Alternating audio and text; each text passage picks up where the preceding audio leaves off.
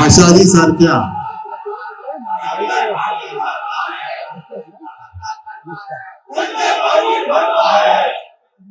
सारख्या धगधगणाऱ्या माझ्या शिवसैनिक बांधवांनो, भगिनींनो, मला कळतच नाही. हे थांब जरा एक मिनिट मला कळत नाहीये. ते गद्दारांना आणि आपल्या विरोधकांना तर कळणं अशक्य आहे. आज आपल्यात गद्दारी झाले. तुम्ही मेहनतीने निवडून दिलेला खासदार फोडलाय, विकला गेलाय, तरी देखील शिवसैनिक खचायला तयार नाही. याच्यात आहे तरी काय नेमकं? ही शक्ती कोणती आहे? जे बाळासाहेबांनी आपल्या धमन्यांमध्ये मराठी माणसाचं आणि हिंदुत्वाचं भगव्या विचाराचं रक्त टाकलेलं आहे, त्याची ही शक्ती आहे. आणि ही शक्ती भाड्याने किंवा खोक्याने मिळत नाही. ती जन्मजात असावी लागते. त्याच्यासाठी आधी घराण्याचा इतिहास लागतो. गद्दारांच्या घराण्याला हे जमणंच शक्य नाहीये. त्यांच्याकडे स्वतःचे असं काहीच नाहीये.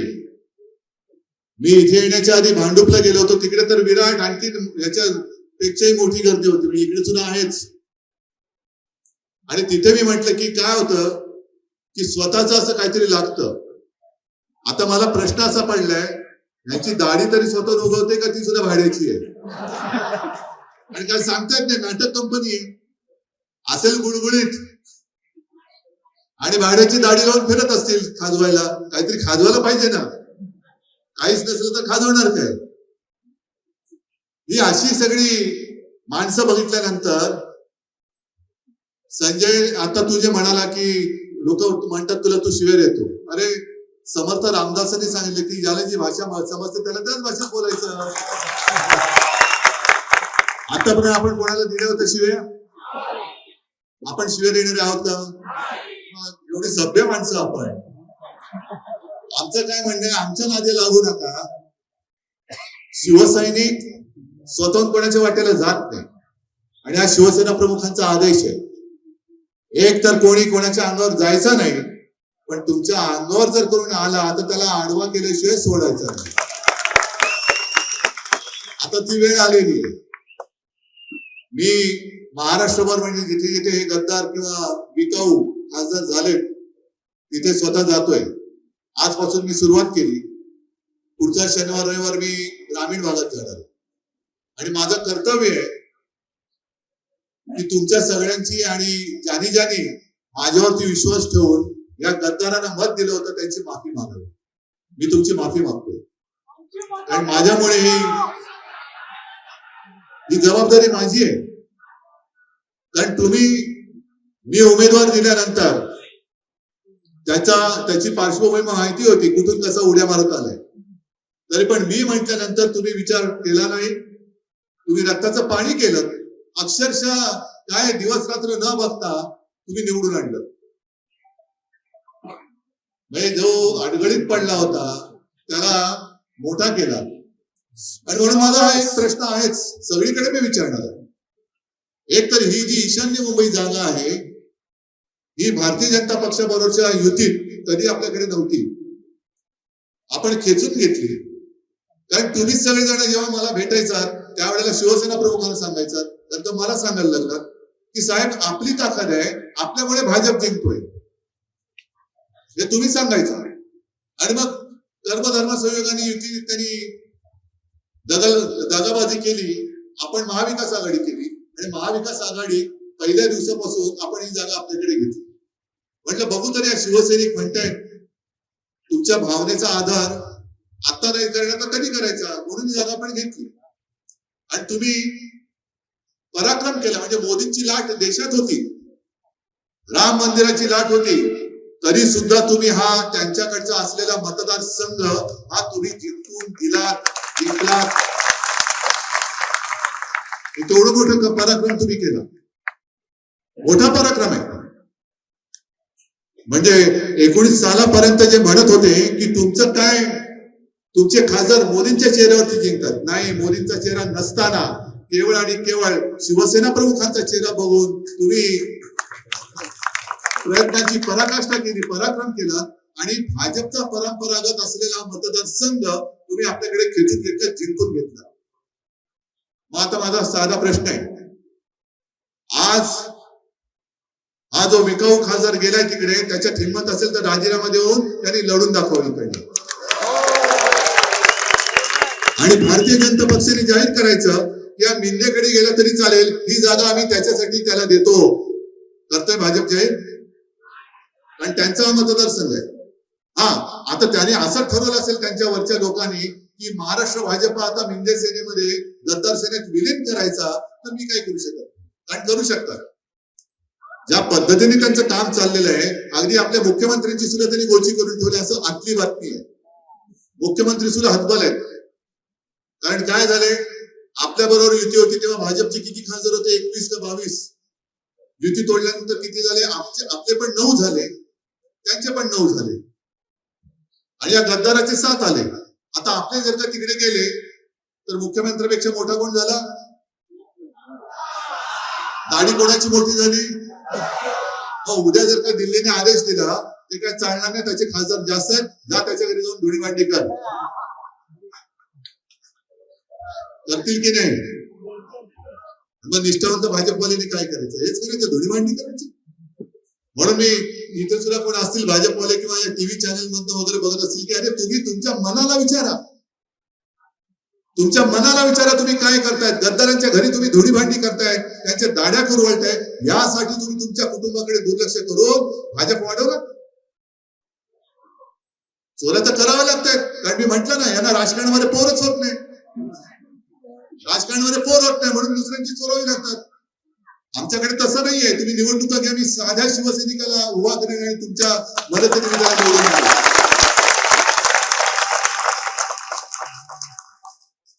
उद्धव ठाकरे फिरत नाही, उद्धव ठाकरे फिरत नाही. महापालिकेच्या वेळेला मला बोलता येत नव्हतं, आवाजच फुटत नव्हता, तरी सुद्धा मी तुमच्या दर्शनाला येत होतो. मला लाज वाटायला लागली की अरे मी बोलू शकत नाही, आवाज फुटत नाही, तरी तुम्ही ज्या उत्साहाने माझं स्वागत करायचं यासाठी सुद्धा येऊन गेलो. वाटतं जिथे जिथे जाऊ शकत होतो मी तिथे गेलो.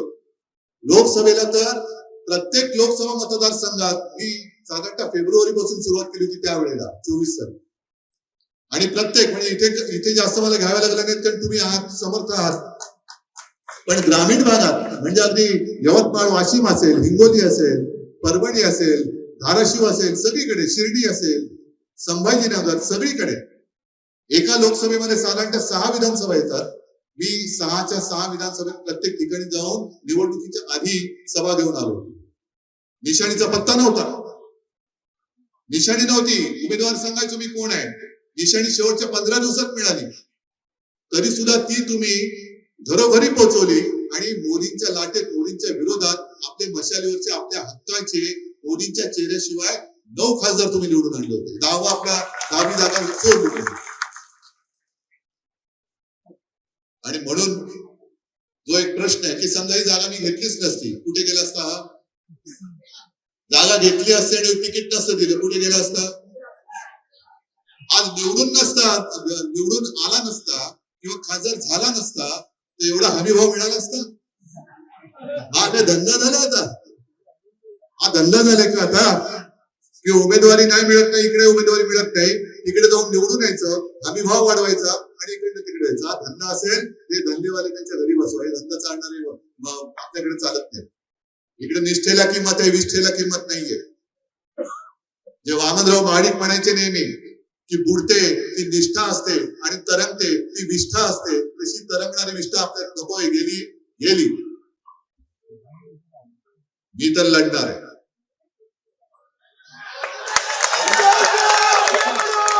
मी नाही थांबू शकत. मी लढतोय, तुमच्यासाठी लढतोय. आज शिवसेना का खतम करायला निघाले? आणि यांना महाराष्ट्र गिळायचं आहे. जे काल मी मगाच्या सभेत बोललो, एका उपऱ्याने सांगितलं की कोण शिवसेना प्रमुख? अरे उपरा आहेस तू. जी शिवसेना भूमिपुत्रांच्या न्याय हक्कासाठी शिवसेना प्रमुखांनी जन्माला घातली का? कारण उपऱ्यांचं अतिक्रमण होत होतं. त्या शिवसेनेचं नेतृत्व एक उपरा माणूस ठरवणार. हे मान्य आहे तुम्हाला? आणि मग जे तिकडे गद्दार गेले त्यानंतर हे मान्य आहे का? अरे काय करताय तुम्ही? हे बाळासाहेबांचे विचार आहेत. भूमिपुत्रांच्या न्याय हक्कासाठी, मराठी माणसाच्या न्याय हक्कासाठी लढणाऱ्या शिवसेनेचा विजय असो, ही आपली पहिली घोषणा. आणि त्या संघटनेचा प्रमुख कोण असावं हे बाहेरचा माणूस ठरवतोय आणि हा तिकडे त्याचे तळवे चढतोय. हे बाळासाहेबांचे विचार. ताठमानेने सांगायला पाहिजे होतं जे मी आज सांगतोय की हिंदू हृदय सम्राट एकमेव शिवसेना प्रमुख बाळासाहेब ठाकरे होते, दुसरा कोणी होऊ शकत नाही.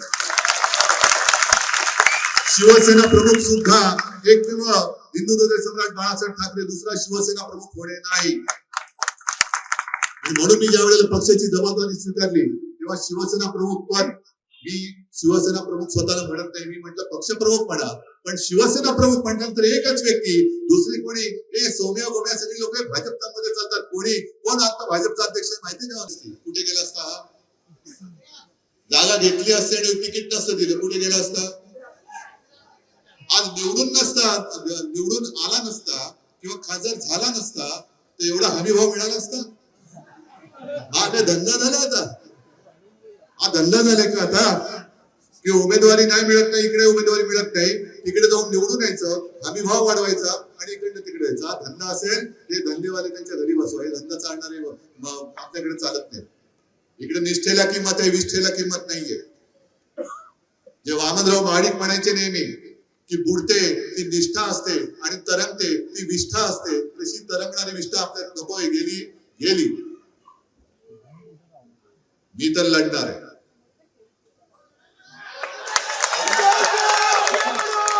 मी नाही थांबू शकत. मी लढतोय, तुमच्यासाठी लढतोय. आज शिवसेना का खतम करायला निघाले? कारण यांना महाराष्ट्र गिळायचंय. जे काल मी मगाच्या सभेत बोललो, एका उपऱ्याने सांगितलं की कोण शिवसेना प्रमुख? अरे उपरायस तू. जी शिवसेना भूमिपुत्रांच्या न्याय हक्कासाठी शिवसेना प्रमुखांनी जन्माला घातली का? कारण उपऱ्यांचं अतिक्रमण होत होतं. त्या शिवसेनेचं नेतृत्व एक उपरा माणूस ठरवणार. हे मान्य आहे तुम्हाला? आणि मग जे तिकडे गद्दार गेले त्यानंतर हे मान्य आहे का? अरे काय करताय तुम्ही? हे बाळासाहेबांचे विचार आहेत. भूमिपुत्रांच्या न्याय हक्कासाठी, मराठी माणसाच्या न्याय हक्कासाठी लढणाऱ्या शिवसेनेचा विजय असो, ही आपली पहिली घोषणा. आणि त्या संघटनेचा प्रमुख कोण असावं हे बाहेरचा माणूस ठरवतोय आणि हा तिकडे त्याचे तळवे चढतोय. हे बाळासाहेबांचे विचार. ताठमानेने सांगायला पाहिजे होतं जे मी आज सांगतोय की हिंदू हृदय सम्राट एकमेव शिवसेना प्रमुख बाळासाहेब ठाकरे होते, दुसरा कोणी होऊ शकत नाही. शिवसेना प्रमुख सुद्धा एकमेव हिंदू हृदय सम्राट बाळासाहेब ठाकरे, दुसरा शिवसेना प्रमुख होणे नाही. म्हणून मी ज्या वेळेला पक्षाची जबाबदारी स्वीकारली तेव्हा शिवसेना प्रमुख पद मी शिवसेना प्रमुख स्वतःला म्हणत नाही, मी म्हटलं पक्षप्रमुख म्हणा.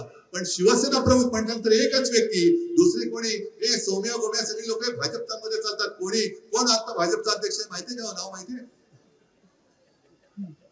कोणालाच माहित नाही. हे कोणी कोणाचं काही चालतं. म्हणजे एक दिवस असं येईल की भाजपचा अध्यक्ष काँग्रेसमधून आलेला सुद्धा होईल. काँग्रेस मुक्त भारत पण काँग्रेस युक्त भाजप. सगळे भाजपवाले काँग्रेसवाले तिकडे जाऊन बसतील, भाजपचा ताबा घेतील, यांना काय सत्ता मिळते. हे असं नाही चालणार. आज जी तुमच्या मनामध्ये आणि हृदयामध्ये आग भडकलेली आहे ती पुढची निवडणूक जिंकेपर्यंत कायम राहिली पाहिजे. नुसतं आता नकोय गद्दाराचं करायचं काय, खाली डोकं नाही. तुमचे हात आणि पाय हे निवडणुकीच्या तयारीला लागले पाहिजे आजपासून. निवडणूक कधी होऊ दे, आपण आव्हान देतोय. आव्हान स्वीकारणारा मर्द असतो, गद्दार असू शकत नाही. त्याच्यामुळे मला माहिती आहे की गद्दार हे आव्हान स्वीकारणार नाही.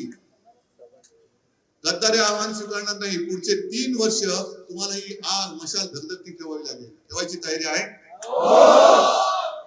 हे सतत जे काही चाललेलं आहे की निवडून आलं की फोड, निवडून आलं की फोड, हे एकदा जी काही फुटीर मानसिकतेची आणि विकाऊ वृत्तीची माणसं असतील ती विकली जातात, ती गेली तरी चालते. पण जोपर्यंत त्यांना मोठी करणारी माझी निष्ठावंत शिवसेना प्रमुखांचे मावळे माझ्या सोबत आहेत तोपर्यंत मला यांची कोणाची पर्वा नाहीये. आज खरंच तुमचं कौतुक कोणत्या शब्दात करावं कळत नाही मला. कारण हे जर का दृश्य कोणी पाहिलं तर त्यांना कळणारच नाही हा सगळा उत्साह. आणि अरे तुम्ही म्हणते शिवसेना फोडली, शिवसेना शिल्लक नाही राहिली, मग हे काय, हे तुम्हाला गाडायला बसलेले शिवसैनिक आहे. ज्याला असं वाटतं शिवसेना संपली, त्याला गाडायला बसलेले आसुसलेले शिवसैनिक आहेत. आदेश काय, यांना संपवायचं, गाडून निवडणुकीमध्ये आता यांना डिपॉझिट जप्त करून टाकायचं. आदेश द्या. आणि आजपासून त्या निवडणुकीच्या तयारीला लागा. एक सुद्धा गद्दार इकडे तोंड वर करून करून त्या विजयी झालो म्हणून येता कामा नये, कोणी येता कामा नये. येईल तर परत एकदा आपल्या शिवसेनेचा हक्काचा खासदारच येईल, आमदारच येईल, नगरसेवक येईल. जो कोणी येईल तो अस्सल भगवा घेतलेला शिवसैनिक येईल, दुसरा कोणी येणार नाही. एवढीच तयारी करा. सगळ्यांना धन्यवाद देतो. जय हिंद, जय महाराष्ट्र.